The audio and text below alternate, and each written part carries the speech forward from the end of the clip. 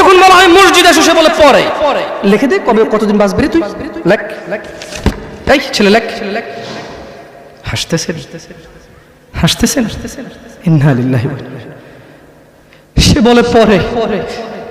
তার এই কথাটা মিনিং করে সে জানে সে কতদিন বাঁচবে, তাই সে পরে এক সময় সময় করে এসে দিবে। ইন্না লিল্লাহি ওয়া ইন্না ইলাইহি রাজিউন। কত বড় মারাত্মক কথা। হায়াতের মালিক কে? গায়েবের মালিক কে?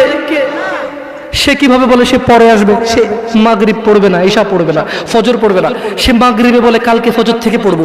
সে রাতের গ্যারান্টি দিচ্ছে সে বাঁচবে। লিখে দে তুই রাত বাঁচবি। আল্লাহ ক্ষমা করুক এরকম মুসলমানকে, যে নিজেকে মুসলমান মনে করে নামাজের দিকে ডাকলে বলে পরে আসবো। আচ্ছা শোনেন, দুনিয়া তুচ্ছ। দুনিয়া কি? জামশেদ মজুমদার বলেছে না, দুনিয়া তুচ্ছ। জামশেদ মজুমদার বলেছে। কে বলেছে? কে? আল্লাহ জাল্লা ওয়া আলা, রব্বুস সামাওয়াতি ওয়াল আরদ, যিনি জমিন এবং আকাশের মালিক, তিনি বলেছে দুনিয়া তুচ্ছ, খেল তামাশার বস্তু।